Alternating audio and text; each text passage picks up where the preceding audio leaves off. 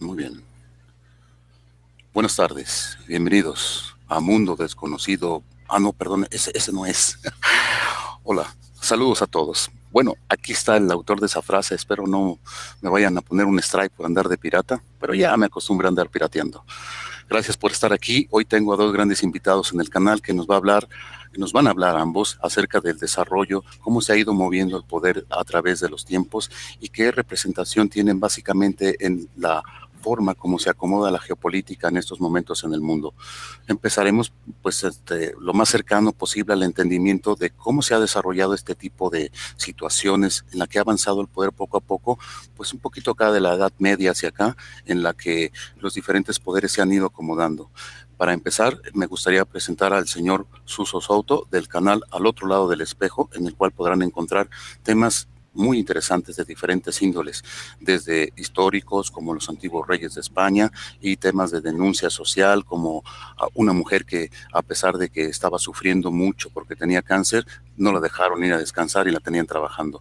En este canal podrás encontrar tertulias, noticias, novedades, es muy interesante, visítenlo, dejaré el link en la descripción y se los dejaré en el chat más adelante. Adelante, Suso Soto.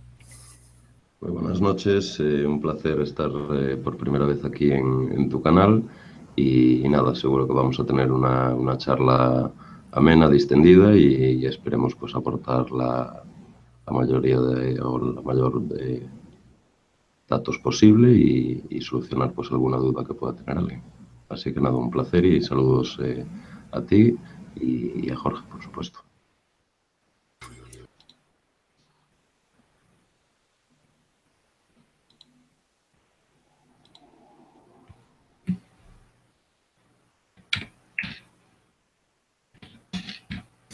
Muy bien, por otro lado tenemos al señor Jorge Guerra, es un historiador que ha dedicado más de 25 años de su vida, casi 30, a andar buscando la verdad en todos los ámbitos del poder, desde sectas, más, perdón, es un historiador que ha dedicado más de 25 años de su vida, casi 30, a andar buscando la verdad. Por ahí tuve un pequeño resbalón, pero es muy común, ya me conocen los que visitan este canal. Vuelvo a iniciar. Vuelvo a iniciar. Por otro lado, tenemos al señor Jorge Guerra, un investigador con más de 25 años, casi 30, buscando la verdad acerca de las, no sé, sociedades, sectas, gusten ponerle el nombre que quieran. Son estas personas que comienzan a acumular poder y comienzan a distribuir la forma de la riqueza, de cómo debe manejarse la sociedad y ha realizado grandes investigaciones que dan un gran aporte para poder entender cómo se ha desarrollado desde la desaparición del antiguo Imperio Romano hasta nuestros días la repartición del poder, nombres, ciudades, domicilios, este tipo de cosas, pues las iremos viendo poco a poco. Hoy pensamos dirigirnos básicamente a la evolución del poder hasta nuestros días y pues yo me gustaría iniciar preguntándole al señor Jorge Guerra, ¿cómo se ha desarrollado todo este tipo de evolución en el poder? ¿En qué se han basado estas personas para poder comenzar a controlar una gran población como es la que tenemos ahora? Buenas noches, Juan Ramón. Gracias por invitarme a tu canal. Buenas noches a Suso y a todos los que nos están viendo. Bueno, yo parto de la base de que una serie de grupos han venido controlando de alguna manera o de otra el mundo o parte de él desde los inicios de esta civilización y sobre todo desde el Imperio Romano, aunque ya digo que podemos remontarnos mucho antes.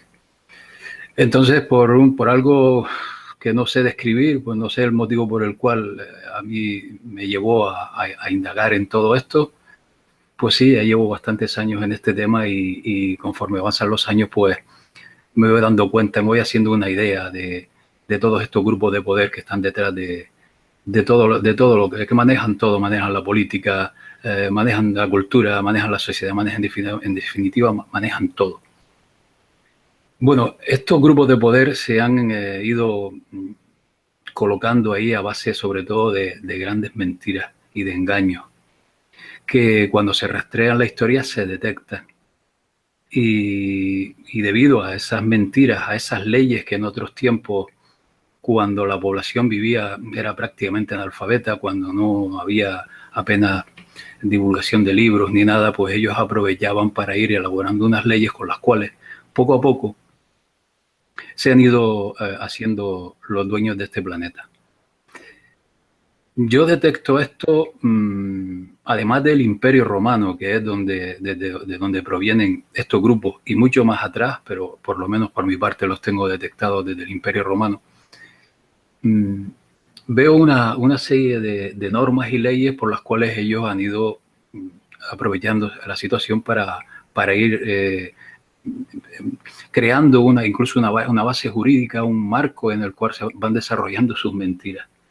Y la primera que yo he captado fue una que descubrí hace poco, que son las donaciones de Constantino, del famoso emperador Constantino, que supuestamente, cuando era emperador, se dio a lo que era la Iglesia Católica, pues todo lo que es la península itálica y parte norte de dicha península.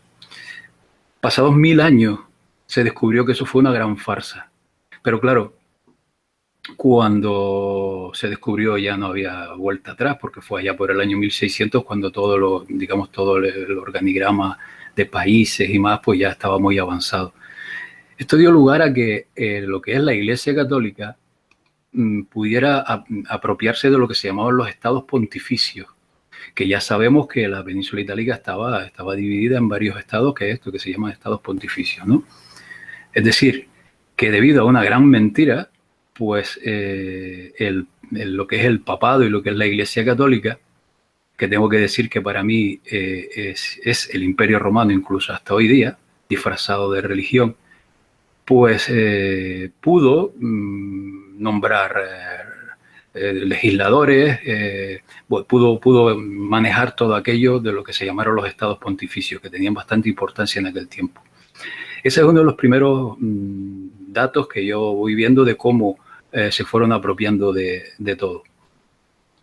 Un segundo paso fue cuando volvieron a restaurar lo que se conoce como el derecho romano. Ya sabemos que todo el marco jurídico de hoy día, toda la legalidad se basa en el derecho romano y en el derecho canónico. Y eso fue allá por el siglo XIII, cuando, por ejemplo, en la península ibérica, la población vivía al margen de todas esas leyes y se organizaba por sí sola.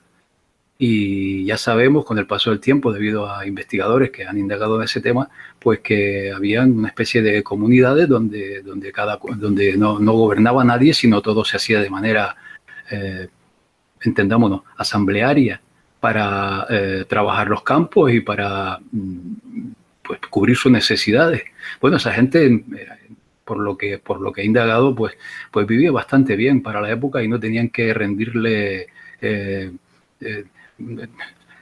impuestos a nadie, ni a reyes, ni nada. Bueno, en algunas partes, pues algún rey le daba un pequeño diezmo y nada más y los dejaba tranquilos.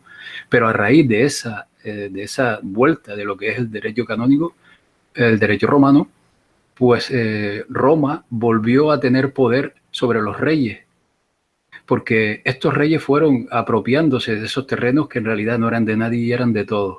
Y a partir de ahí la gente fue empobreciéndose y trabajando para lo que eran, digamos, los caciques reyes estos de la época. Ese es un segundo dato que va enfilando todo este poder, ¿no? Es ahí donde las bulas papales comienzan a actuar sobre la población y comienzan a regular la vida de los seres humanos, cuando comienzan a controlar el Vaticano la influencia de los reyes sobre sus pueblos. Sí, porque en principio, debido a este derecho romano, ya tenían poder sobre esos reyes. Ya sabemos que ningún rey en Europa se nombraba si el Papa no quería. O sea, ese es el poder del Imperio Romano disfrazado de religión. Y luego venían las bulas papales, que hay 3 muy importantes, pero, por ejemplo, la primera, no recuerdo los nombres, soy muy malo para los nombres, creo que fue en el siglo XIV, pues el Papa dicta una bula papal en la cual declara que Dios le había cedido al Papa, digamos, el poder sobre la tierra. Es decir, es el Papa quien ahora mismo es propietario de la tierra. Tal cual. Esto que parece algo infantil, pues tuvo muchísima repercusión y más adelante podemos ver que es en lo que luego se basó toda la sociedad de hoy. Es la repartición del mundo por parte del Vaticano a ciertos grupos que ya tenían cierta cantidad de poder. Y los rusos, hoy sería Rusia, ¿no? Los zares de lo que es ahora Rusia, a los reyes de España, de Francia, Alemania, y están todos controlados por el Vaticano con un solo fin, el apoderarse de la población humana. Bueno, ahí ha habido bastante vicisitudes y bastante historia que contar. En principio no fue a todos, porque, por ejemplo, sí, a los reyes de Castilla, a los reyes de Francia, la parte más occidental, sí. El tema de Rusia se debió, ya sabemos que se debió a la ruptura aquella en que luego de Bizancio y Constantinopla, y que luego surgió lo que es la Iglesia Ortodoxa. Y sí llegaron, a ver, no llegaron a tener tanto poder, aunque digamos que estos acuerdos han venido a ocurrir últimamente, que después de 1000 años, por ejemplo, el Papa pues se ha reunido con la Iglesia Ortodoxa. No tanto con Rusia, aunque con Rusia sí ha habido diversos hechos históricos que han llegado a que la controlen de otra manera, por decirlo de alguna forma. Entonces esta primera bula, bueno, ya tenemos al Papa, digamos que es el dueño de la tierra, tal cual. Lo malo de todo esto, y un poco por echarle un poco de humor, es que no había testigos ninguno de que Dios le cediera ese derecho. No parece algo infantil, pero así es. Luego una segunda bula fue al siglo siguiente, en la cual no solo el Papa era dueño de la tierra, sino que ellos mismos se declaraban dueños de toda la vida en la tierra, no solo de los animales, sino de los seres humanos. Esa fue una segunda bula. Entonces, pues claro, de ahí surge, de estas bulas surge, por ejemplo, que el Vaticano, o lo que es el Papa, le diera permiso a los reyes de Castilla, pues por ejemplo, para descubrir, entre comillas, América. Sin el permiso del Vaticano, los reyes de Castilla y Aragón no podrían haber emprendido esa conquista. ¿Por qué? Pues porque supuestamente las tierras de América pertenecían al Papa. Yo veo esto como un terreno que está por ahí abandonado, que nadie sabe de quién es, y de repente el más listo pues viene y lo registra y se apropia de esos terrenos. Es algo así, pero claro, con el paso de los siglos, pues todo eso se ha venido escondiendo, y estos temas, estos asuntos nos hemos venido a dar cuenta en los últimos años. Y claro, ya ha pasado tanto tiempo y han ocurrido tantas cosas que volver atrás es imposible, ¿no? ¿Por qué Venecia no quiso tomar la búsqueda del nuevo continente y apoyar el descubrimiento de América si fue a los primeros que se les ofrecieron? ¿Por qué terminó aprobando el Papa que se lo dieran a España? ¿Por qué Venecia no aceptó eso si eran, a final de cuentas, los que realmente tenían el poder económico para hacerlo? Sí, hay que decir que en ese tiempo, después de estas dos bulas, pues entre Venecia y el papado se dio unos 2 siglos de mucha concordia. En realidad eran prácticamente lo mismo, porque Venecia empezó a emerger económicamente debido al comercio, porque digamos que crearon una poderosísima flota marítima, pero comercial. No tenían, digamos, capacidad para emprender una aventura como la de América. Esa es una de las causas. La otra causa es su situación geográfica, es decir, sabemos que Venecia está al fondo del Adriático y, claro, y Portugal, a quien primero fue supuestamente Colón a ofrecerles esta historia, y luego lo que era la corona de Castilla, pues claro, la península ibérica está en una situación geográfica mucho mejor que lo que era el fondo del Adriático, no solo Italia, sino el fondo del Adriático. Yo veo en eso una posible causa por la cual se lo dieron a la corona de Castilla, y la otra es que Venecia no tenía una enorme flota comercial, pero no tenía, digamos, tropa ni tenía ejército para emprender una aventura así. Porque Venecia nunca tuvo ambiciones expansionistas en el sentido de territorio ni nada, sino sus ambiciones eran comerciales. Y luego, cuando en Venecia surgió ese enorme poder bancario gracias al comercio con las Indias, pues esos banqueros lo que buscaban era ejercer de prestamistas con los reyes y con el resto de Europa, que fue así como se movió todo. Y tengo que decir que también fueron los causantes de casi todas las guerras en la Edad Media en Europa. Pero bueno, eso sería otro tema. Entonces, los dos motivos principales que yo veo son esos. Además de que el Papa era castellano, pero yo no le doy demasiada importancia a eso, pero sobre todo son esos. El lugar geográfico y la poca capacidad que tenía Venecia para emprender, porque no tenía tropas ni nada, o sea, no tenía soldados o como podamos llamarle, y entonces pues permitió que fuera España, que fuera Castilla y Aragón quien emprendiera la aventura.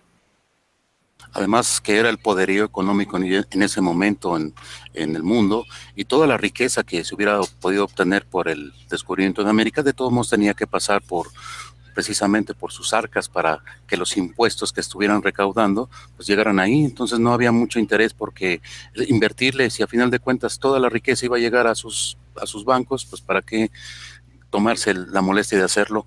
¿O tú ves alguna forma distinta, Suso Soto, que se pudo haber realizado el descubrimiento de América? Eso que nos dicen que primero mandaron grupos que fueron para que fueran precolonizando el nuevo continente. ¿Cómo lo ves tú, Suso? Bueno, en eso teorías hay muchas, pruebas hay menos, ¿no? Es cierto que hay mucha teoría de los templarios en América, no lo niego, ni mucho menos, ¿no? En Sudamérica, en Paraguay, lo de Argentina creo que es un poco más un cuento. Yo en eso realmente pues me lo podría creer, visto que tienen planeado todo, pero tampoco le doy mayor importancia. Es decir, América se tiene el conocimiento de que existe desde hace muchos años, muchos años. Es decir, ya los romanos, griegos y otros imperios pues tenían el conocimiento de prácticamente la totalidad del mundo.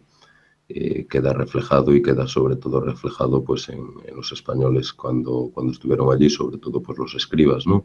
La mayoría frailes que investigaron esto, que dejaron muy clarito, y está en muchísimos escritos, por lo tanto son los de primera mano que llegaron aquí, ¿no? Y el resto pues ya los hay que buscar de otra manera, en la cual a América habían llegado todos los imperios del mundo por los dos lados del océano. Es decir, que ya desde Asia y América había comunicaciones desde hacía milenios, y desde Europa, África y América, pues a mí me parece cada vez más evidente también lo mismo. Por lo tanto, sabían desde siempre que estaba eso. Quizá pues por algún motivo lo fueron retrasando. Cuando decías antes, salió la nobleza o apareció la nobleza negra con fuerza, ¿no? Porque no es que apareciera, reapareció o asomó, ¿no? En esto estará Jorge de acuerdo, pues que son los mismos, simplemente que asomaron y ganaron mucho más poder, pero aún no estaba dominada toda Europa, aún no estaba quizá afianzado todo el poder, y antes de embarcarse en semejante tarea, pues habría que ir dejando las cosas más afianzadas aquí en Europa. Por lo tanto, creo que eso pues también es un motivo de retraso, siempre y cuando la cronología sea correcta, claro. Muy bien, muchas gracias, Suso. Nos hace una pregunta el Boxy, ¿qué se opina acerca de los masones que se les atribuye la idea de los derechos y libertades civiles? ¿Qué les debemos impulsar? Que debieron impulsar que estos debieron impulsar la Revolución Francesa. Antes que me contestes, contestar esta pregunta, quiero dar un agradecimiento a todas las personas que nos están viendo en vivo, a Patricia de Miranda, a Magali Rivera, a Explorador Cósmico, a todos, como dice Tomás Klaus, muchas gracias por estar ahí. No se les olvide compartir para que el mayor número de personas puedan ir teniendo una idea de cómo ha ido evolucionando el poder en el mundo y cómo van cambiando las cosas. Entonces nos preguntaba el Boxy que ¿qué le podemos atribuir a los masones la manipulación de la humanidad?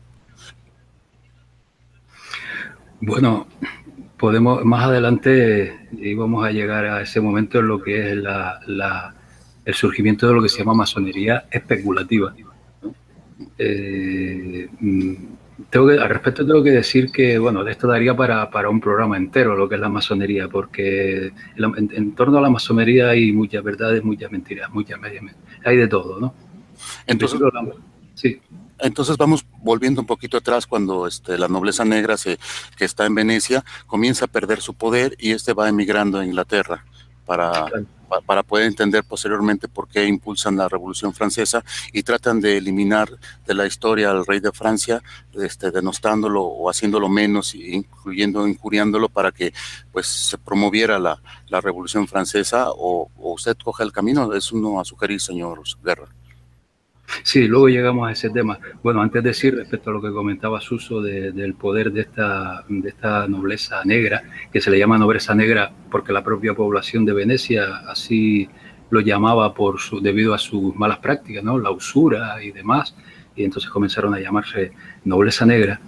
Hay que decir que Venecia surgió en medio de lo que vemos, en medio de un delta, una especie de pantano aislado del continente, y fue allí donde decidieron ocultarse algunas familias romanas de cuando la caída del Imperio Romano, y que allí coincidieron con navegantes provenientes de Oriente Medio.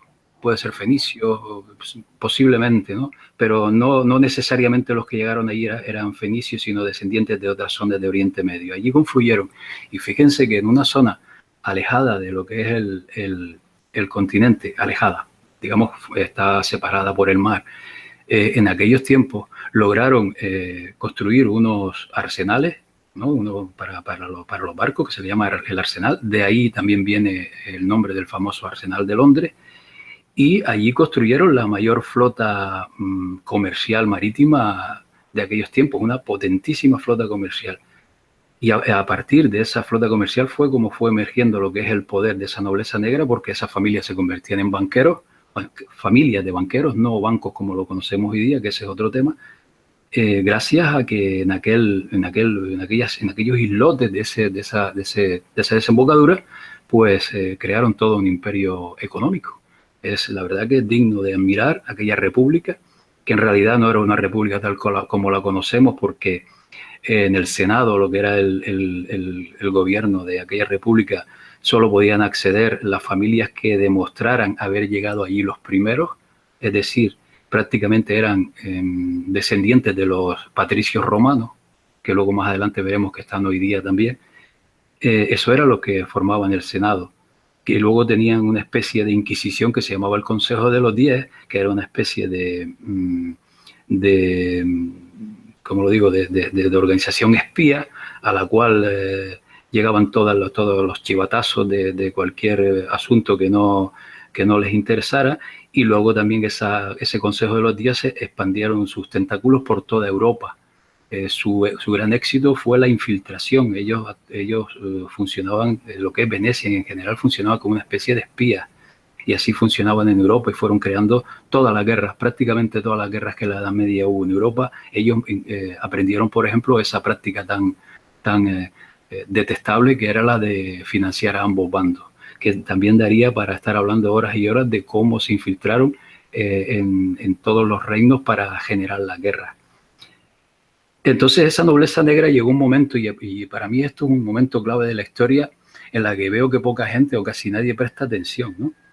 Y es cuando de repente un fraile católico que se llamaba Paolo Sarpi, que si indagan sobre él podrán comprobar que ha sido una de las personas más brillantes de toda la Edad Media, una mente privilegiada ese señor, un clérigo, pues comienza a emitir textos contrarios a lo que era el papado. Es decir, vemos un católico, un fraile católico en Venecia, situándose en contra del papado. Bueno, todo eso dio origen a una fisura, a una ruptura, porque en Venecia se crearon dos corrientes, una que eran los vecchios, que eran los viejos, que eran los seguidores de las antiguas políticas, y que querían mantener el modelo de banco que era el modelo familiar, el cual hasta ahora les había dado esa riqueza, y luego surgieron lo que se llamaban los Giovanni, los jóvenes, que buscaban otro modelo bancario, que era el banco centralizado, que conocemos hoy día, pero de otra manera. Y detrás de los vecchios estaba Paolo Sarpi. Bueno, todo esto dio origen a 200 años, a más de 2 siglos de luchas entre lo que fue la facción que se desplazó primero a Ámsterdam y luego a Londres y la facción que quedó en Roma. Y de este tema podemos hablar bastante porque aquí es donde yo por lo menos sitúo acontecimientos históricos como lo que fueron las independencias de América, la Revolución Francesa, el secuestro del Papa Pío VII por parte de Napoleón y algunos acontecimientos más que en general se suelen analizar de otra manera, pero yo por lo menos los observo que forman parte de esa lucha que por más de 200 años tuvieron entre ellos lo que es la nobleza negra. Por una parte, el Papa y los reinos que quedaron, digamos, a favor del Papa, como por ejemplo Francia, Castilla, muchos reinos, y por otra parte, el emergente imperio británico que estaba siendo formado en las islas por parte de estas familias venecianas que se desplazaron a Londres. Y es aquí, para mí es una parte de la historia importantísima, porque en estos 200 años surge, por ejemplo, también la masonería especulativa, que no es más que otro aparato de control, porque hay que entender que esta gente se ocultaba detrás de lo que es una religión, que es el catolicismo y el Vaticano. Y esta facción que se desplazó, a ver si logro explicar esto, esta facción que se desplazó a Londres y que fue quien impulsó lo que es el Imperio Británico a través de la Compañía de las Indias Orientales, sobre todo, necesitaba otra herramienta igual a lo que eran, por ejemplo, para el Vaticano, las órdenes de caballería, jesuitas, caballeros de Malta, porque en realidad las órdenes de caballería las creó el Vaticano porque era lógico que no podía crear un ejército. A ver quién iba a ver que si estaba bien visto que el Vaticano, es decir, el Imperio Romano, fuera a crear un ejército. Entonces creó estas órdenes de caballería, que son prácticamente lo mismo. Bueno, pues esa facción no tenía esa herramienta. La herramienta, digamos, de índole religioso. Y creó la masonería especulativa con el mismo propósito, es decir, creó, en realidad la masonería en sí misma es una religión también. Bueno, pues si la parte que quedó en Roma funcionaba a través de estas órdenes de caballería, a través de los fieles, a través de los simpatizantes, pues aquella aquella facción que se desplazó a Londres empezó a funcionar a través de otra religión que ellos no es que crearan, pero sí, digamos, hicieron emerger de nuevo, que era la masonería, y esta vez de índole especulativo, que también daría para hablar mucho. Entonces tenemos a un poder, a ese poder que manejó Europa durante la Edad Media, dividido a partir del siglo de 1600 y poco hasta la Revolución Francesa. Y todos los acontecimientos históricos que ocurrieron durante ese espacio de tiempo, al menos en Europa, forman parte, a mi entender, según mi opinión, de esa lucha, que también lo podemos hablar. Hemos visto cómo Venecia va perdiendo su poder poco a poco y se van a diferentes partes del mundo. Tú has nombrado lo que ahora es el Vaticano, y también como en la City de Londres, que han pasado guerras, la Primera Guerra Mundial, la Segunda Guerra Mundial, y antes de todo eso, cientos de años, y continúa todavía ejerciendo su influencia sobre todo el mundo. Esta influencia fue ejercida sobre el gobierno francés, que en aquel entonces era el rey, y pues promovieron precisamente la ideología en un momento en el que se conjugaron varias cosas, como las tremendas heladas que congelaron los molinos que no les permitían producir sus alimentos, los barcos no podían transitar. Fue el momento justo para que ellos utilizaran la inclemencia del clima, la incomodidad social, para poder hacer que una de las primeras revoluciones que se marca como la más importante en la historia de la humanidad dieran el cambio a lo que hoy vamos conociendo como la fragmentación del poder, no solamente en Europa, sino que posteriormente, para quitarle poder a España, la fragmentan también. Y vamos viendo primero cómo la City de Londres, o algunos grupos más desde el Vaticano o en algunas otras partes más del mundo, van haciendo esto. ¿Qué nos puedes platicar de esto, Jorge? Pues sí, es muy llamativo que, digamos, las inclemencias meteorológicas que ocurrieron en Francia antes de la Revolución Francesa. Es muy cierto, porque la población, debido a toda esta inclemencia, lo que era la población campesina, que era mayoría, pues lo estaba pasando muy mal. Y luego lo que fue Marsella, que era el puerto, no recuerdo exactamente ahora mismo qué fue lo que sufrió, pero el puerto estuvo cerrado y hubo muchos problemas, tuvieron muchos problemas. A veces tengo la impresión de que alguna mano no sé, mueve ciertas cosas. Pero bueno, pues gracias a esa situación pues, fue posible la Revolución Francesa. Pero yo interpreto la Revolución Francesa, al igual que la independencia de los países de América, como la herramienta con la cual la facción londinense quiso arrebatarle el poder que los papas tenían todavía sobre los reinos que estaban de su parte, como por ejemplo Francia. Hay que recordar que el rey de Francia se quejó, empezó a quejándose al papa de que, por ejemplo, los jesuitas estaban desestabilizando su reino. Eso es historia, eso está en la historia. Y fue la causa por la cual en el año 1773 el papa no le quedó otro remedio que expulsar a los jesuitas. Año 1773. Y que, por cierto, el papa que expulsó a los jesuitas a los pocos meses murió envenenado. Pero bueno. Entonces la herramienta que utilizaron esta facción de Londres para arrebatarle el poder a estos reinos fueron las repúblicas. Fueron las repúblicas de esa manera. ¿Por qué? Pues porque ellos lo que buscaban era, ya estaban, digamos que tenían enfocado todo lo que era el siglo XVIII y siglo XIX, buscaban el banco centralizado, que recuerden que surgió en Venecia, que lo hablábamos hace un momento. Entonces buscaban el banco centralizado. Ellos no podían imponer, digamos, dictaduras, ni imponer reyes, ni nada. Entonces, pues en aquella época, lo que era el lema masónico, que fue todo a través de la masonería, de libertad, igualdad y fraternidad, pues era bastante, digamos, estaba bien, en el sentido de que parecía, pues, lo que, digamos, algo más justo, ¿no? Se puede debatir este tema, pero en principio parecía progreso, ¿no? Pero en el trasfondo lo que se ocultaba era arrebatarle el poder a los reyes para implantar sobre todo lo que era el banco centralizado. Y cuando llegaban al poder, y así lo dice la historia, pues lo que hacían era expropiaciones, expropiaban a la iglesia. ¿Pero por qué expropiaban a la iglesia? No porque ellos fueran ateos y la iglesia fuera tal, sino porque estamos viendo a la facción británica expropiando a la facción de Roma, y yo esto solo lo interpreto como poder y política, no hay nada de religión aquí. Y así fueron como se apropiaron, por ejemplo, de lo que es el gobierno francés.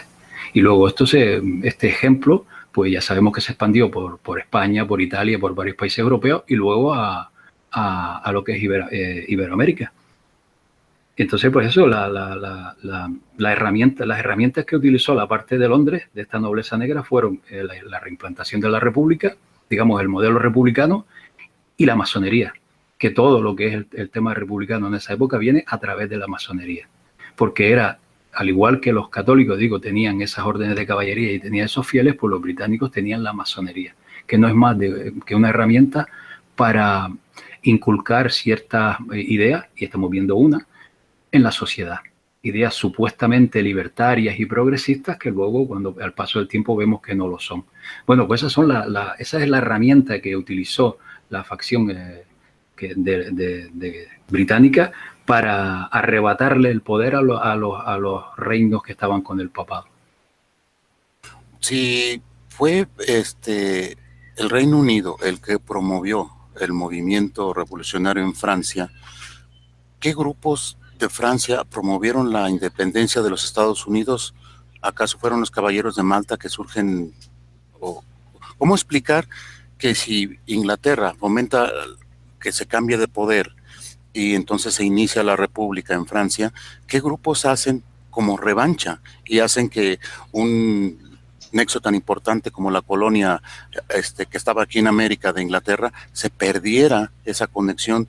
¿Cómo toma Francia la revancha en contra del Reino Unido por haberle dado la libertad? No lo comprendo. ¿Me podías explicar un poco esto, Jorge? Bueno, yo hasta hace apenas un año tenía una idea de lo que fue todo el tema de la creación de los Estados Unidos, que es lo que hoy conocemos como los Estados Unidos. Hoy mi idea está cambiando y bueno, ahora lo explico en un momento. Pero vamos a ver, lo que era la República Francesa y lo que era Gran Bretaña en ese momento eran lo mismo. Yo no veo ahí más que... No veo un enfrentamiento, y si en el caso de hacerlo sería ficticio. Yo no lo veo ahí. Para mí, lo que quien movió todo el tema de la independencia, de lo que fue la creación de los Estados Unidos, luego todo el tema de la guerra, fue sobre todo a través de la masonería y de los jesuitas. Ya sabemos que prácticamente todos los fundadores de lo que fueron los Estados Unidos de América eran masones. Y aquí vuelve otra vez el tema de que a través de la masonería se van inculcando unas ideas, las mismas que en Francia. Entonces, tal vez en cierto momento sí pudo haber alguna disputa interna, pero no más. Para mí, lo que era Francia y lo que era Gran Bretaña en aquel momento estaban controlados por esa facción. No veo otra historia. Yo lo que estoy viendo este último año es que es algo que jamás había escuchado y que esto me viene a partir de un historiador argentino. El hombre dice que en realidad quien inició todo el tema de los Estados Unidos fue España. Y cuando leo sus argumentos y estudio un poco el tema, me parece que no va muy desencaminado, porque él sostiene que lo que fue la creación de los Estados Unidos fue una especie de, digamos, venganza o contrapeso a lo que le estaba ocurriendo a la corona española en el resto, en Iberoamérica. Y hay indicios de ello, pero no puedo hablar demasiado porque no tengo argumentos para el asunto, pero es un tema muy interesante. Pero ¿cómo encajaría, perdón, Jorge, las cantidades de dinero que estuvo mandando el gobierno de Francia a los estadounidenses para que pudieran realizar este movimiento con lo que dice el investigador argentino? Yo es que ahí no veo enfrentamientos, sinceramente, Juan Ramón. No veo que haya enfrentamientos. Es un tema un poco complejo porque también luego lo que fue la guerra, hay otra historia. En fin, es un tema muy complejo que no me atrevo a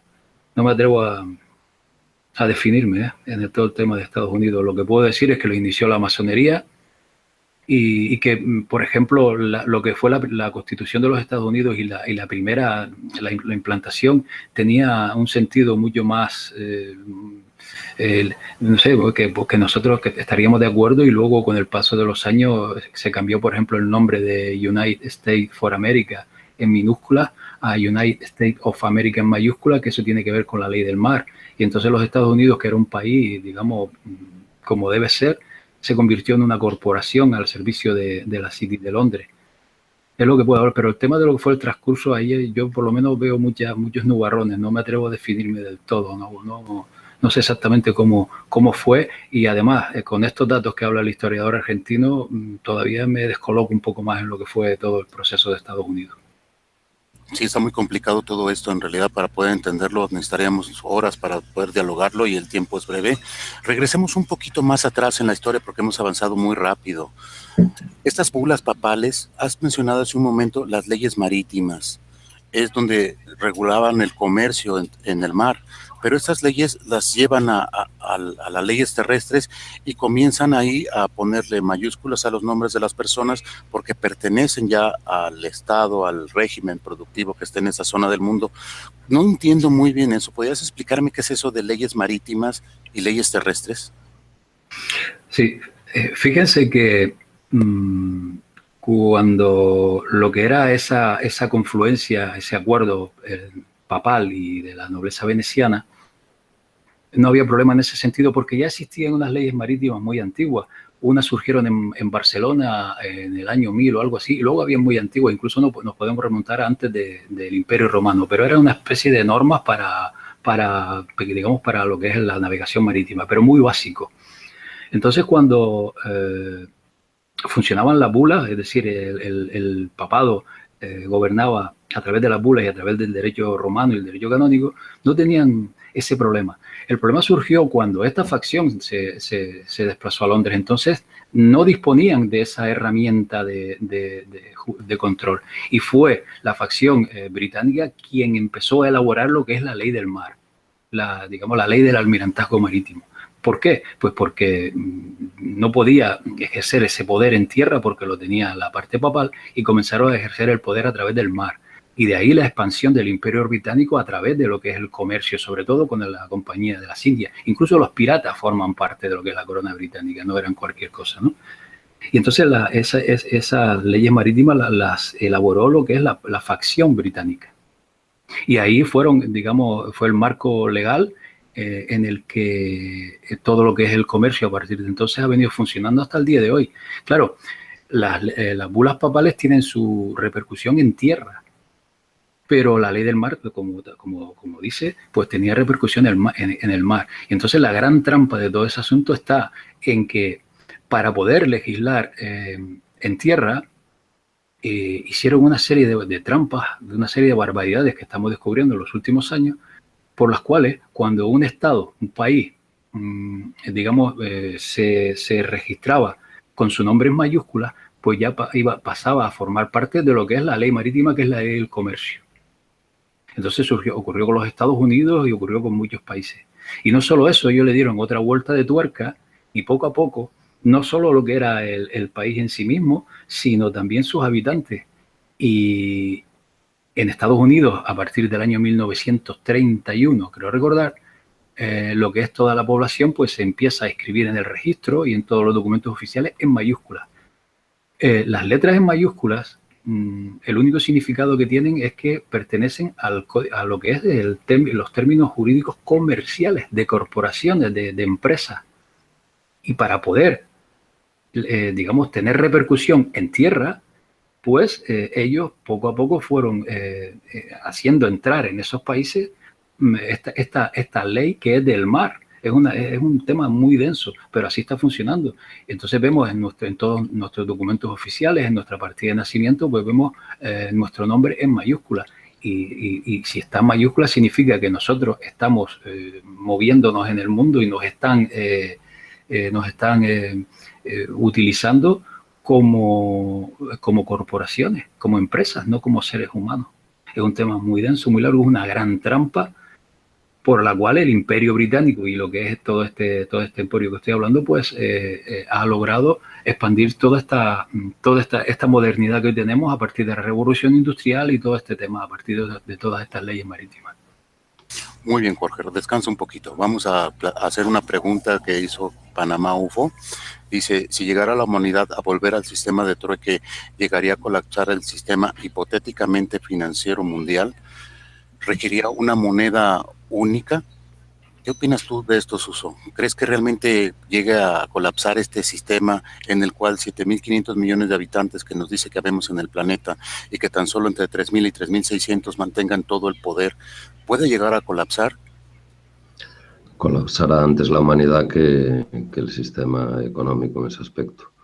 Es decir, lo tendrán, supongo y imagino que lo tienen muy bien estudiado, ¿no? Y en caso de colapso, pues la tan temida o esperada reducción de población pues sería de una manera mucho más evidente, creo yo. Que colapse el sistema económico tal como está, pues yo creo que no pinta bien a corto plazo, porque si nos fijamos, pues todo lo que se nos fue vendiendo en los últimos años con tendencias del futuro, estas criptodivisas nuevas que está habiendo, y al final vamos viendo que siempre que viene a ser lo mismo, que están las grandes entidades por detrás.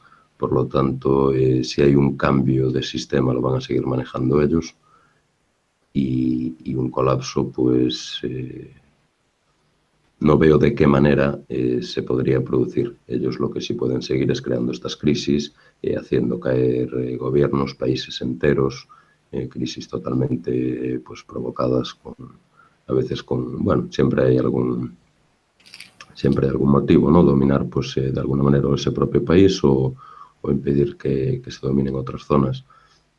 Pero una caída global, a no ser que sea por una catástrofe que inutilice todos los sistemas durante miles de años, es decir, tendría que ser una era de la extinción, no veo otra manera. Nos estaba platicando Jorge Guerra cómo las leyes marítimas hacen que nuestros nombres aparezcan como mayúsculas. Estamos viendo que en estos momentos el gobierno de Argentina y varios países del mundo requieren que vayas a votar, de lo contrario te pondrán una sanción económica. Obviamente si no la pagas a lo mejor puedes estar algunos días en la cárcel.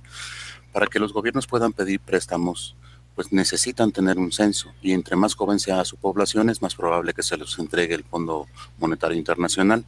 Esta forma de las leyes marítimas que en su momento eran para el comercio en los mares, ahora las llevan a la población, a las grandes ciudades, y de esta manera nos ponen a nosotros, los ciudadanos de cada país, como el factor de garantía a esos préstamos. Ya no les interesan los recursos porque ya hablando de nuestro tiempo, pues los grandes corporativos pues ya se han apropiado de ellos poniendo a los políticos en los puntos claves para llevárselo a cabo.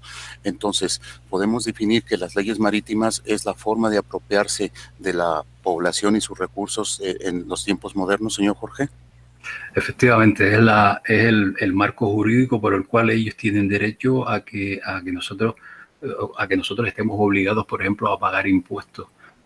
O a que nos puedan expropiar una vivienda o un terreno porque por allí va a pasar una autovía o el Estado decide hacer cualquier historia. Se basan en esa ley del comercio porque digamos que el enlace que hay entre cada uno de nosotros y lo que es el Estado se basa en estos términos, pero con una gran trampa, porque lo que son las leyes del comercio debe haber un acuerdo por ambas partes y que nosotros sepamos, nosotros no hemos acordado nada cuando nacemos, que es cuando nos inscriben en mayúsculas, nosotros no hemos acordado nada. Cuando, por ejemplo, nosotros recibimos una multa de tráfico, es un acuerdo comercial, porque si estamos moviéndonos en este marco comercial, lo lógico es que tanto la parte que impone la multa como quien la recibe deban tener un acuerdo. Y esto no sucede porque la gente no lo sabe. Ya hay muchísimos casos que ya todo este tema pues se están dando cuenta, ¿no? Y entonces, debido a este marco jurídico que es la ley del mar, que todo está basado en un libro enorme, un tocho, que algunos dicen que incluso es de brujería, y yo estoy de acuerdo porque ya los que estamos en estos mundillos sabemos que esta gente sabe utilizar ciertas energías, ¿no? Que se llama Black Law. El libro de la Black Law, difícil de encontrar, pero si lo encuentran, que es un tocho impresionante donde se basa todo este asunto. Y ahí es donde cada uno de nosotros estamos, digamos, enmarcados para que ellos tengan la potestad de hacer de nosotros lo que quieran, basado en la ley del mar. Porque nosotros no estamos en el mar, nosotros estamos en tierra. Y en tierra deben regir digamos, las leyes de cada país. Y no sucede así. ¿Por qué? Porque el comercio ya sabemos lo que es. El comercio es un intercambio entre países. Y claro, para lograr todo esto que ocurrió durante los últimos 100, 150 años se basaron en esta ley del mar. Y entonces ya digo, es una mentira impresionante que sorprende.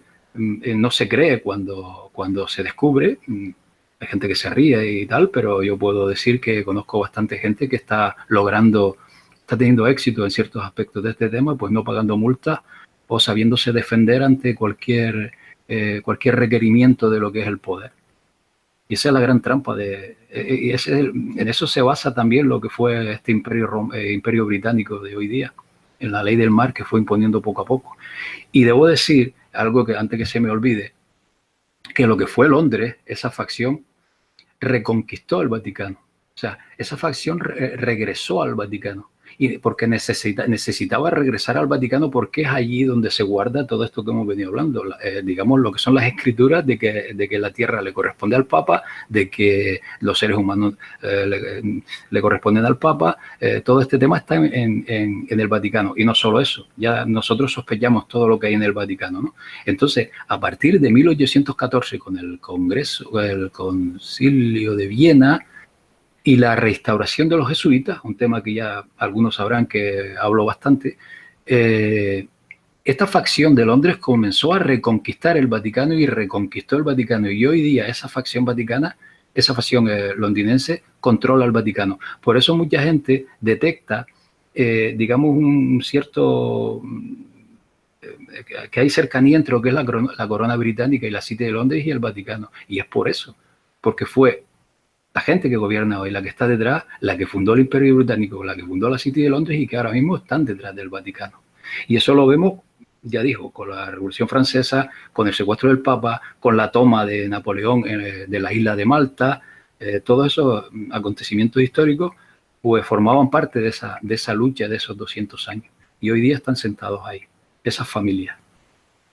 Entonces, cuando secuestran al Papa y pierde parte de su poder y luego lo recuperan 100 años después, y es cuando el sionismo comienza a hacer su influencia sobre el resto de los países del mundo.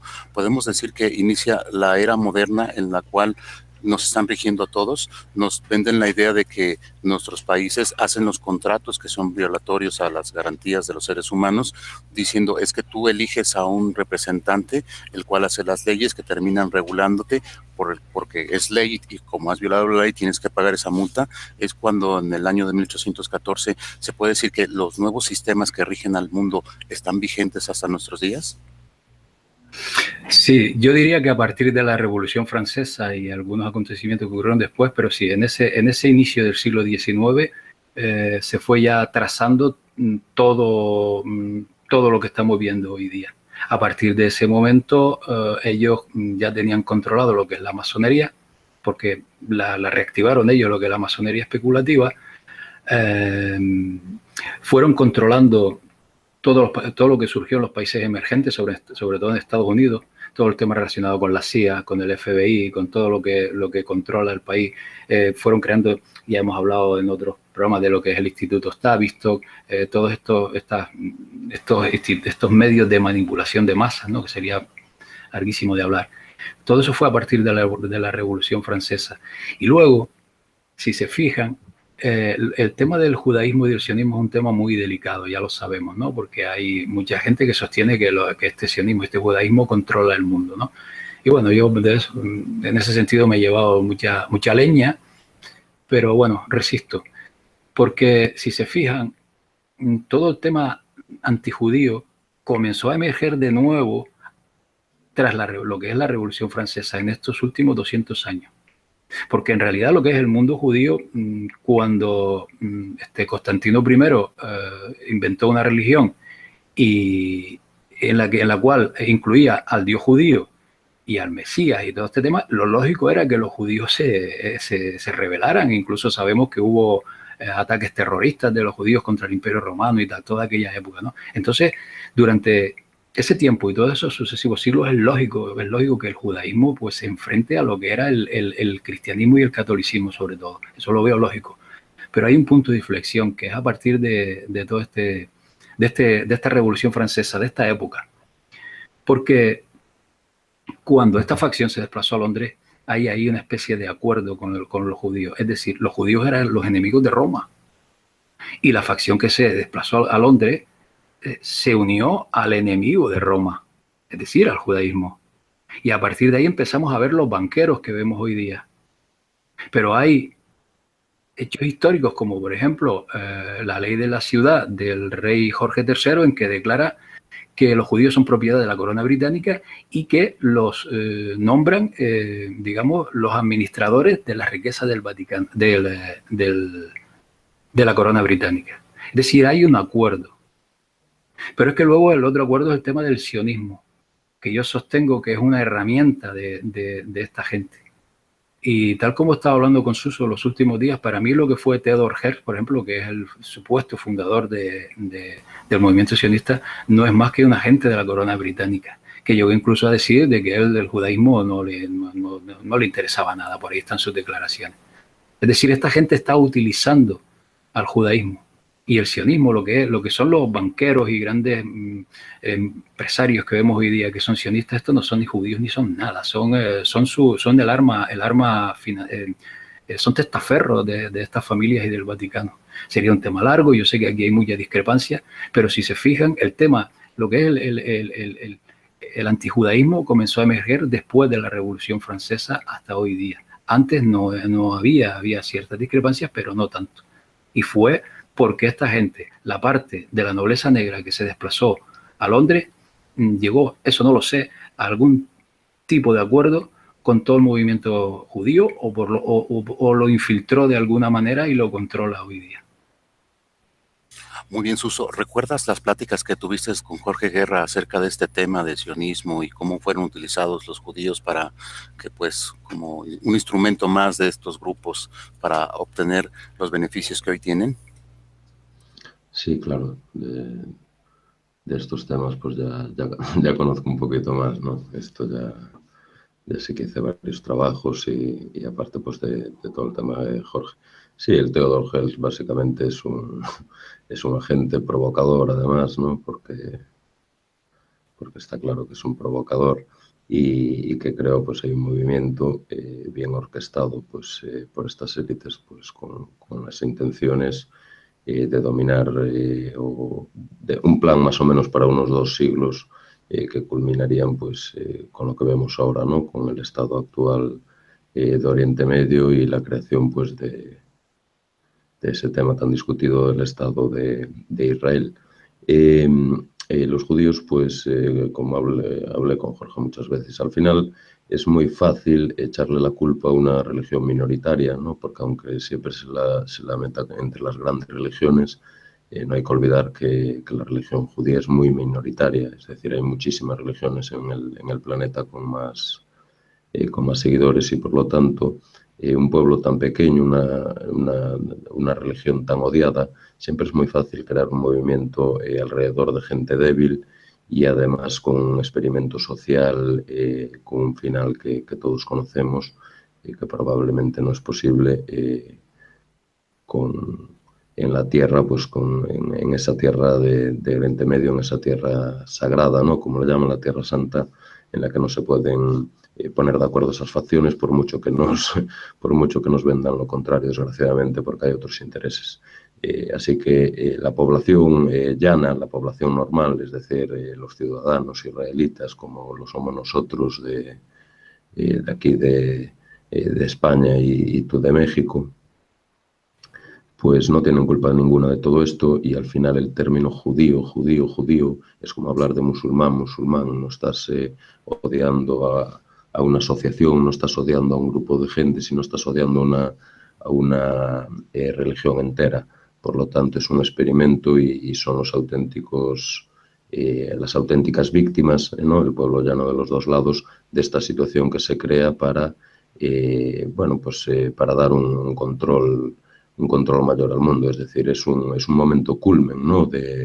de toda esta élite oscura, pues siglo XX, con la creación de ese Estado en la que se aseguran pues un trono simbólico y unos conflictos duraderos con los que ya se creó la Primera, la Segunda Guerra Mundial ya es muy clara y con este movimiento pues saben que sería esa Tercera Guerra Mundial que no sé si es la que están viviendo, no la vivimos en todo el mundo, pero allí desde luego la están viviendo y están culpando pues a una religión de un movimiento que, como dice Jorge Guerra, no tiene absolutamente nada de religioso, no tiene absolutamente nada que ver con Dios, sino que es corporativo, es decir, es un movimiento económico, es un movimiento egoísta además por el control de la sociedad, por el control mundial de todo, ¿no? De las finanzas y todo como lo fueron creando y a lo que se le está culpando pues a una cantidad de gente que es muy poca, que es muy fácil de atacar, de la que no tengo duda tampoco que sus supersticiones y sus ideas mesiánicas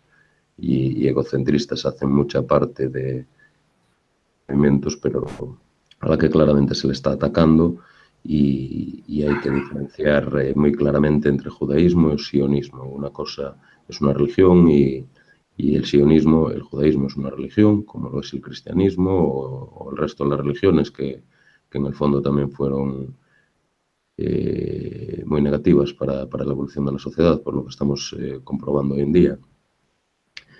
Pero son religiones que cada uno cree en lo que quiere. Otra cosa es un movimiento político, como es el sionismo, además es un movimiento político nacionalista, con ideas muy similares a las que después llevaron al nacionalsocialismo de Alemania en el siglo XX y otros estados totalitarios.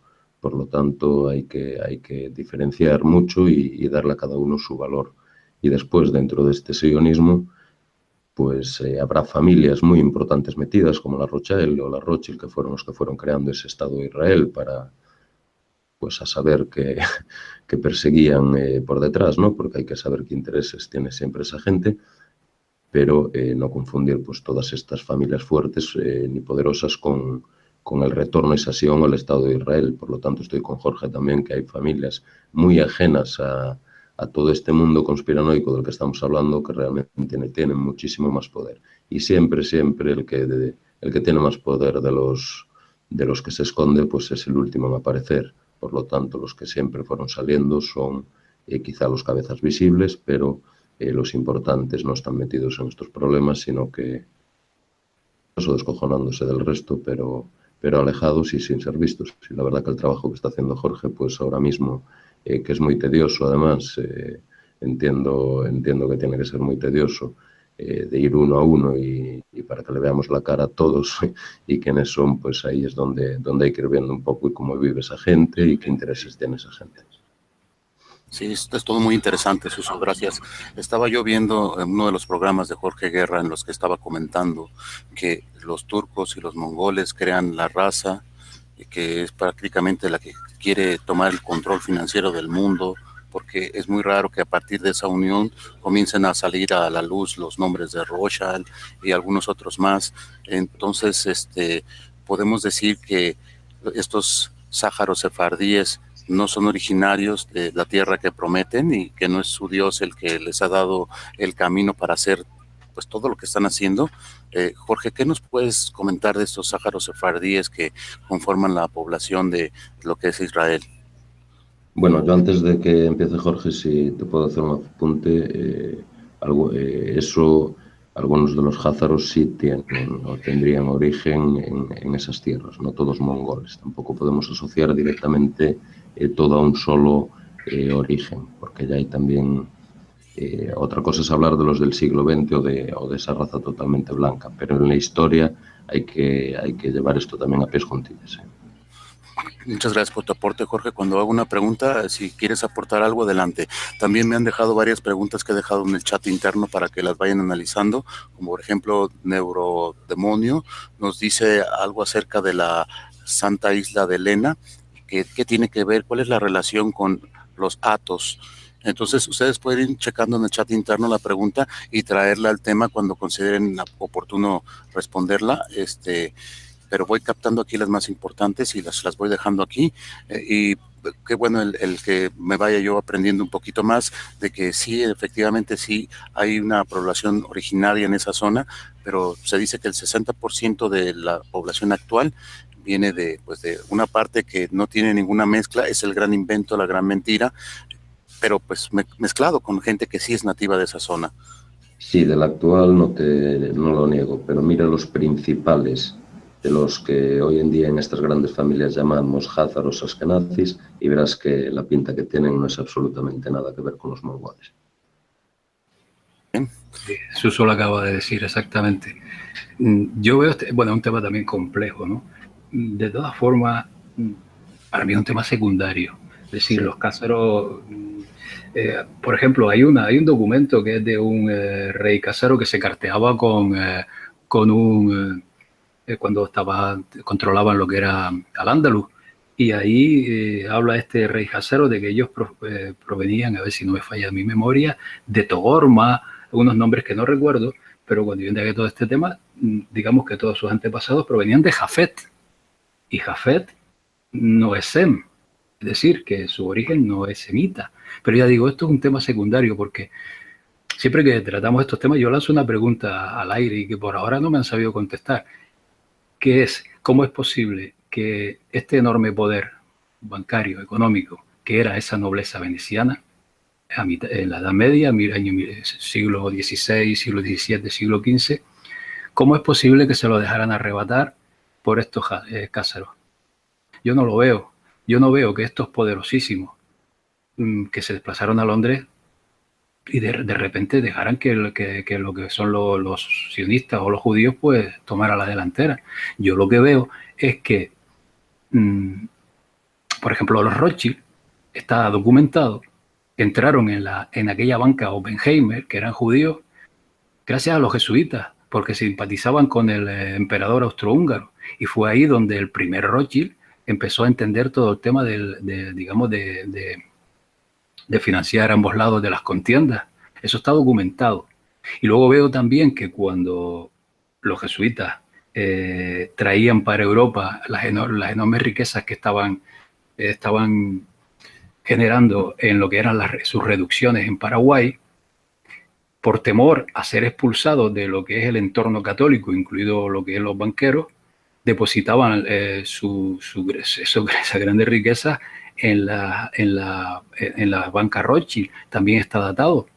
Entonces yo veo que quien empezó a ser fuertes, a ser poderosos a los Rothschild fueron los jesuitas. Y yo lanzo la pregunta, ¿en qué momento se dejaron arrebatar todo ese poder económico, estos poderosos banqueros, por parte de los sionistas? Muchos me dicen que fue cuando la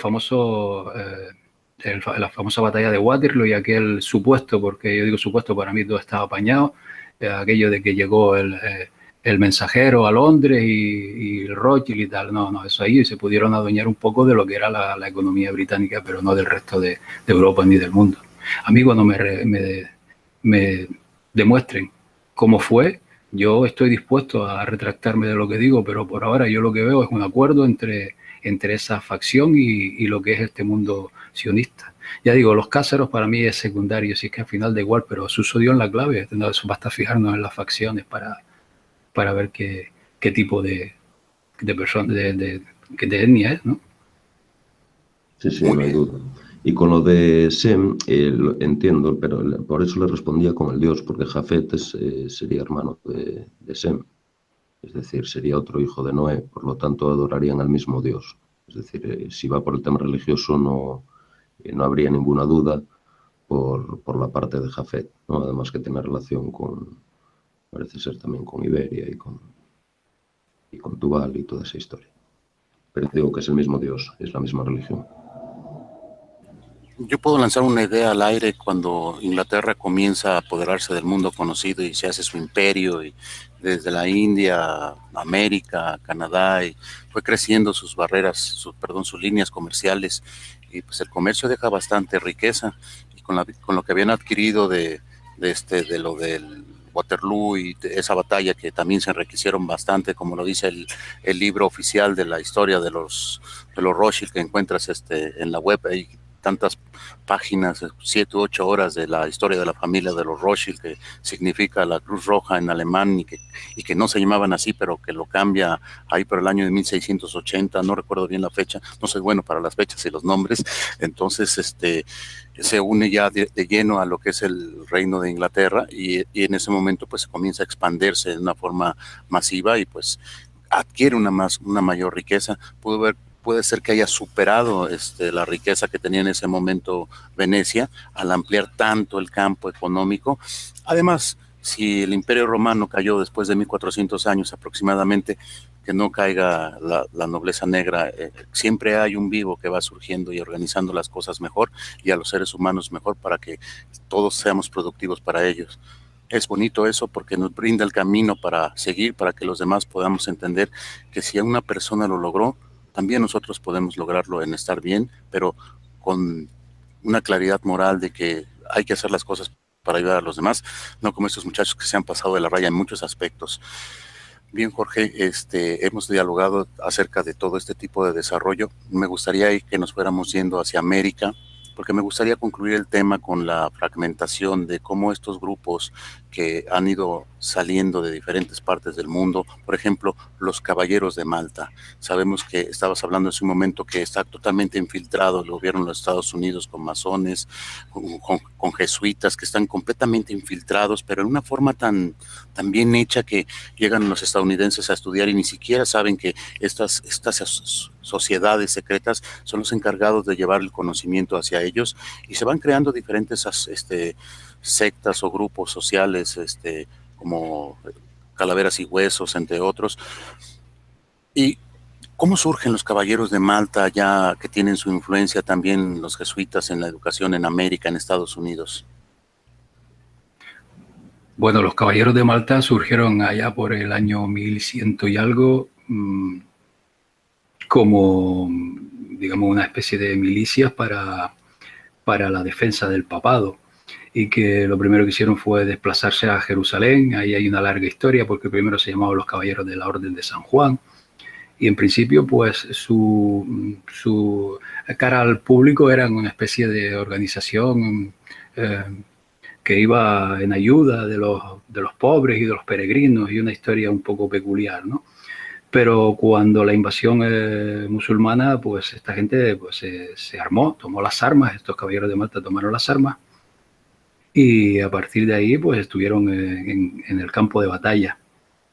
Luego, con el paso del tiempo, se fueron desplazando y al final primero pasaron a la isla de Rodas y luego a la isla de Malta, y de ahí su nombre actual. Ellos se dedicaban sobre todo al tema de la piratería encubierta y al tráfico. Así se han ido enriqueciendo. Tenían también una poderosa flota de unos barcos impresionantes. El primer barco, por ejemplo, digamos, que podemos entender como sanitario, de ayuda sanitaria y tal, lo construyeron estos caballeros de Malta. Y su tarea era enriquecerse y defender al Imperio Romano, que yo lo sitúo en el Vaticano. Es decir, con la excusa de defender el catolicismo, pues lo que hacían era defender el interés de esos señores que están detrás del Imperio Romano. Luego hay un hecho histórico cuando Napoleón los expulsa de Malta, porque yo, repito, lo sitúo en esa lucha que hubo ahí. Y luego cuando poco a poco, a finales del siglo XIX, se han ido recuperando. En el siglo XX tuvieron un papel fundamental en las dos guerras mundiales porque estaban infiltrados en ambos bandos, estaban infiltrados con los nazis, los propios lugartenientes de Hitler eran caballeros de Malta.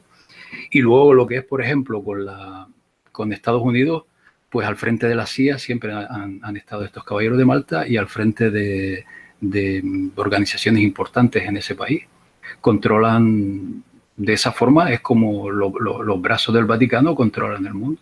Son fieles seguidores a Roma y están en los lugares clave para en un momento dado, pues si hay que tomar una decisión o desviar un asunto, ellos están, o llevar la información, ellos están en el lugar adecuado para hacer su papel. Y detrás de ellos pues hay una enorme riqueza. Dentro de esa propia Orden de Malta hay, digamos, servicios de inteligencia, porque funcionan así. El gran poder del Vaticano siempre se ha basado en lo que es digamos, la inteligencia, los espías, el espionaje. Pues dentro mismo de los caballeros de Malta también existen, que son desconocidas por completo. Y ese es el papel de una de estas órdenes. Porque la otra, por ejemplo, los jesuitas, daría para 2 y 3 programas, porque digamos que el papel que han desempeñado estos jesuitas a lo largo de la historia, yo no lo puedo denominar de otra manera que colosal. Para mí es algo impresionante lo que ha hecho esta gente. Pero bueno, eso sería otro tema. Muy bien, Jorge. Me parece muy interesante ver cómo, si seguimos la trayectoria de personas tan importantes en toda Latinoamérica, nos vamos dando cuenta que es caballero de Malta, y vamos a otro país y los puntos claves también es caballero de Malta, y todo este tipo de personas que mueven el hilo del poder, el poder en las sombras, como bien lo dice tu canal, pues están regidos por este tipo de personajes que de alguna u otra manera todos salen de esta misma sociedad, y pues vemos que cada vez más y más se van dando a la luz pública, y cuando busquemos el por qué están sucediendo algunas cosas en nuestros países, pues si vamos a los principios de estas sociedades nos daremos cuenta el porqué de tantas cosas. Vamos descubriendo poco a poco cómo el poder se ha ido moviendo a través de la historia y cómo vamos teniendo un poco más el panorama claro de que lo que es político lo encontramos en ciertas facciones de sociedades, y lo que es cultural, que es como amastrar a un perrito, sonarle la campana varias veces mientras le das de comer, al final sonas la campana y ella está buscando la comida y en condiciones de alimentarse, y no hay nada. Es la programación que van haciendo, y esa programación se ha trasladado en el mundo entero por estos grupos llamados jesuitas, y son los que se encargan de darnos la forma de entender el mundo. ¿Qué nos puedes hablar de esto, Jorge? Bueno, los jesuitas surgieron, no fueron fundados, como se dice oficialmente, por Ignacio de Loyola, sino por familias poderosísimas de aquella Venecia, como fueron los Farnese, los Contarini, los Aldobrandini y otras, ¿no? Porque está documentado que estos señores estaban presentes cuando la fundación de los jesuitas. Surgieron como, y repito, como una manera de solventar el hecho de que el Vaticano no pueda tener ejército. Es decir, traducido, que no pueda el Imperio Romano, porque si no se delataría, tener ejército. Entonces, como está disfrazado de religión, pues utiliza este tipo de organizaciones. Y bueno, surgieron en principio para combatir la contrarreforma que ya estaba emergiendo en Europa. Y tengo que decir que una de las familias, por ejemplo, los Contarini, que estaban detrás de la fundación de los jesuitas, al mismo tiempo estaban imprimiendo en Venecia toda la propaganda del protestantismo. Y ahí yo veo que si no fue, si el protestantismo, si no fue, digamos, inspirado por esta nobleza veneciana, por lo menos fue instigado cuando surgió, porque surgió como un rechazo a todas las imposiciones vaticanas, y tal vez esta nobleza negra se aprovechara de la situación para hacer emerger todo aquel tema, que luego, con el paso de los años y con el paso de los siglos, fue la causa de todas las guerras en Europa, y se puede rastrear que ambos bandos estaban financiados por estos banqueros venecianos. Jorge, no olvidemos que la contrarreforma que nos llevó al protestantismo antes tuvo una reforma que salió de Venecia. Por lo tanto, una distingo claramente la otra, y no hay... Esto está reconocido, no hay mucho más que añadirle. Sí, la táctica que hoy vemos de mover ambos bandos ya es antigua. Bueno, estos jesuitas han tenido un papel fundamental en todas partes porque han estado siempre al pie de los poderosos.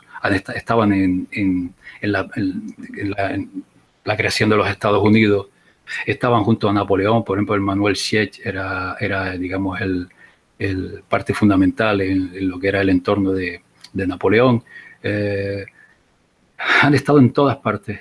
Es que mi trabajo, yo no soy historiador, ni pretendo serlo, mi trabajo es hacer emerger en algún acontecimiento histórico. Lo que yo indago es detectar qué personajes hay en torno y que de los que la historia no habla, ¿no? Y a partir de ahí voy indagando cualquier acontecimiento histórico, y siempre te encuentras con los mismos. Todos los días me llevo sorpresas, todas las semanas me llevo sorpresas de que en cualquier acontecimiento histórico siempre han estado, sobre todo los jesuitas, porque son el estado mayor de esta nobleza negra.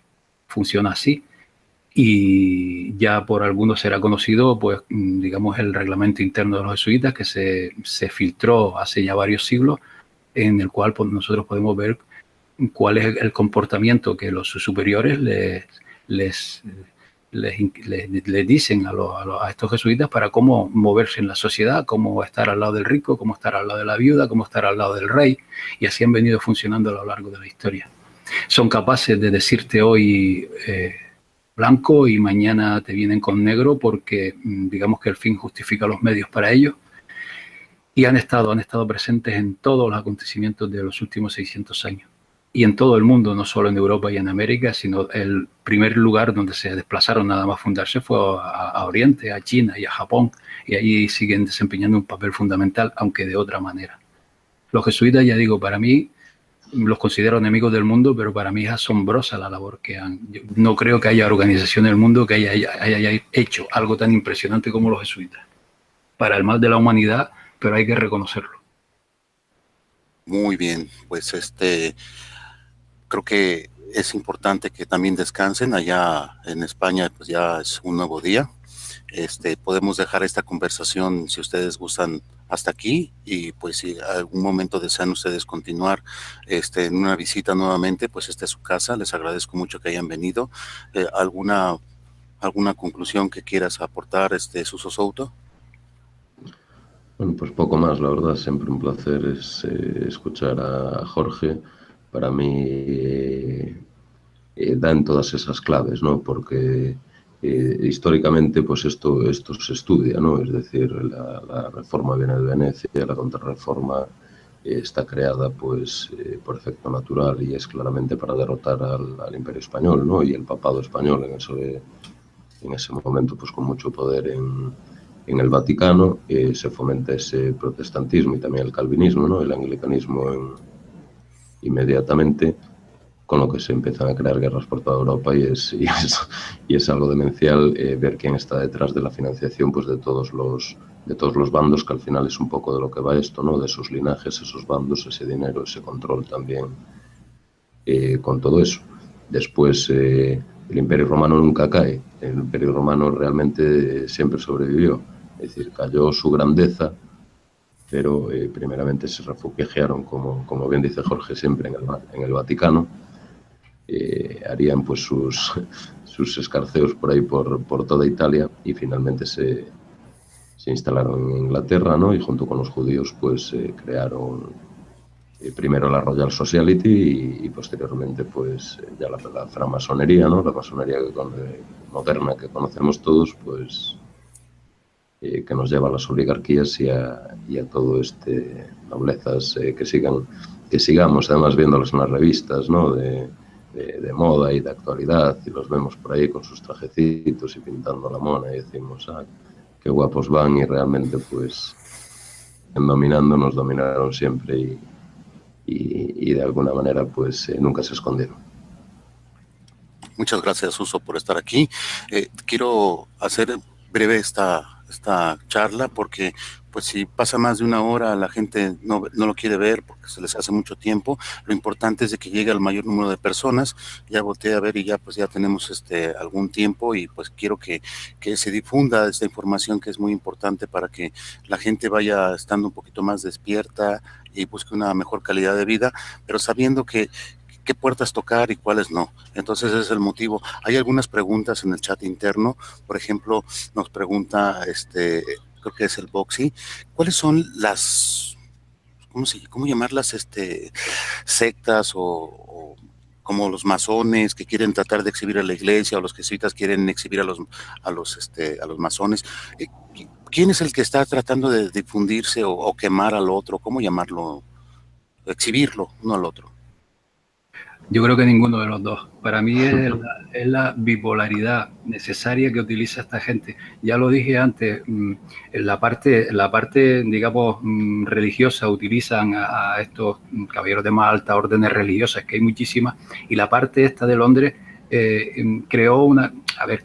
utilizó una especie de religión que es la masonería para enfrentarlos, pero una vez ellos instalados en Roma, pues utilizan ambos bandos para la fricción, para generar el conflicto. Aquí la clave, a mi entender, está en despojar todo esto de aspectos religiosos. Esto no es religión. Ellos utilizan la religión y como tal utilizan la masonería y todo lo que envuelve el misterio, el supuesto misterio que envuelve a la masonería, que tampoco es tanto, para generar fricción. Si en un país, por ejemplo, por una parte está el tema religioso, pongamos España, contra la ideología de género y tal, y tiene mucha parte de razón. Por otra parte está la masonería, que fue, por ejemplo, quien hizo que entrara en España a través del PSOE de Zapatero todo el tema de la ideología de género. Por no extendernos mucho en el tema, pero más o menos así funciona. Entonces, el típico problema, reacción, solución, es la bipolaridad que ellos necesitan. Ambas están controladas por lo mismo. Por una parte están los masones que llevan a la sociedad sus ideas, y por otra parte está el aspecto religioso, cristiano y católico, que se defiende contra los masones, y ahí estamos en esta bipolaridad. Esto funciona así. Como las empresas, cada departamento quiere ganar, pero como es el mismo corporativo, entre ellos mismos se van moviendo para que su departamento gane un poco más, pero a final de cuentas todos llevan el mismo objetivo, que la empresa siga creciendo. Es lo mismo, es que siempre situamos, por ejemplo, a lo que es la parte más conservadora, la relacionamos con el aspecto religioso, ¿no? Lo que es la parte de la derecha del espectro político. Y la parte más progresista la relacionamos con la masonería, aunque también masones hay en la derecha, por supuesto.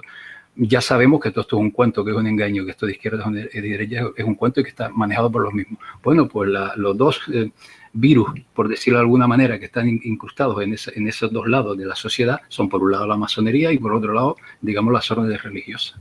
Así funciona. Muy bien, vamos a hacerle la última pregunta al señor Jorge Guerra del Boxy y después que nos dé su conclusión para dar terminado el directo, agradecerles el que hayan estado aquí y ya entraré en plática con ellos si quieren venir juntos o separados para seguir platicando de este o de algún otro tema. Y la pregunta del Boxy dice, ¿qué saben ustedes de los judíos Kraus? Pues sinceramente no conozco el tema, no tengo nada que decir, no he indagado en ese tema ni lo conozco. Bueno, ¿algo más que quieras agregar, Jorge? Bueno, veo otra pregunta aquí en el chat, porque lo demás son Adelante. comentarios. Alguien me pregunta sobre la isla de Santa Elena y su relación con los más altos estamentos del poder global. Sí, he intentado indagar sobre ese tema, pero encuentro muy poco. Sé que allí hay una especie de escalera que tiene mucha relación con la masonería y con muchos poderosos del mundo. Pero he buscado bastante de ese tema y no he logrado encontrar nada. Pero sí es cierto, en esa isla de Santa Elena, en ese, no sé si es monumento, algo importante hay ahí donde han ido varios poderosos. Hasta ahí puedo llegar. Pero es un tema que si alguien tiene información, yo encantado porque siempre me ha interesado y nunca he encontrado nada. Muy bien, esa pregunta que comentas la hizo Neurodemonio. Por ahí está su canal. Y un comentario que nos hace una persona aquí en el chat nos dice: los de la izquierda están en el rito francés y los de la derecha en el rito escocés. Suena interesante. Sí, cierto. El rito francés es más progresista y el rito escocés más conservador. Eso se puede ver muy bien, por ejemplo, en todo el proceso que ha ocurrido en México, en todo el proceso de independencia y posterior, pues en realidad fue una lucha entre esas dos facciones, o se hizo a través de esas dos facciones. Sí, así funciona, es cierto. Muy bien, gracias a Tomás Claus por hacernos este comentario. Jorge, Suso, ¿algo más que quieran agregar? Pues nada, por mí, Juan Ramón, muchas gracias por invitarme y yo encantado de hablar de estos temas. Cuando quieras, pues podemos venir por aquí otra vez y charlar de otros temas relacionados. Muchas gracias por invitarme. Muchas gracias a usted por haber aceptado. Recordemos que la idea de todo esto es hacer llegar a la información al mayor número de personas para que pues cada día encontremos un mejor mundo. Qué puertas tocar, a cuál no acercarnos o a cuál acercarnos, porque queremos estar en ese ambiente. El señor Suso Soto, ¿algo más que quiera usted agregar? Pues nada, un placer por mi parte también estar aquí, por primera vez aquí en tu canal, y un saludo a todos los del chat, agradecer pues que estuvieran aquí viéndonos, a los que no participan en el chat y nos están viendo también, y nada, y un saludito que veo por ahí pues muy especial a Tomás Claus. Muy bien, pues vamos a agradecer a algunas de las personas que estuvieron con nosotros en el chat: a Analog, a Blue Deva, a Conciencia Alternativa, a Cristian Caos, a Dimara, a Explorador Cósmico, a Galex 28, bla bla, porque son muchos números, perdón, y a Indio, también a M1000, a Melimeli, a Neurodemonio, a Tomás, a Ozzy, bueno, todos, como dice Tomás. Muchas gracias por estar ahí. Sin ustedes esto no sería pues posible, su canal, se les espera aquí cuando quieran, y después de una charla muy seria acerca de lo que es la historia, pues regresaremos a hacer los videos graciosos donde nos divertimos y compartimos con Hans o con algún otro elemento para que pues haya parte de cultura y diversión. Y pues recuerden, este canal no sería nada sin su participación. Muchas gracias, compartan. Ya les dejé el link de tanto del canal de Suso Soto como de Jorge Guerra en la descripción ahí en el chat. Lo tendrán también en la descripción cuando edite el video para que aparezcan los primeros números de búsqueda. Les agradezco mucho tanto al señor Jorge Guerra como al señor Suso Soto. Muchas gracias por estar aquí y ya entraremos en contacto para ver si desean venir a realizar una charla nuevamente sobre los temas que ustedes elijan. Pues muy bien, hasta pronto. Muchas gracias, un placer. Jóvenes, esto se acabó. Lo bueno no dura poco, vienen envases pequeños y pues allá en España ya es de mañana, ya es el día siguiente y vamos a dejarlos descansar para que vengan posteriormente con más energía. Nos despedimos, recuerden su canal Salud, Dinero, Amor, Poder Sin Límites, les espera en la próxima emisión. Muchas gracias por estar ahí, hasta luego.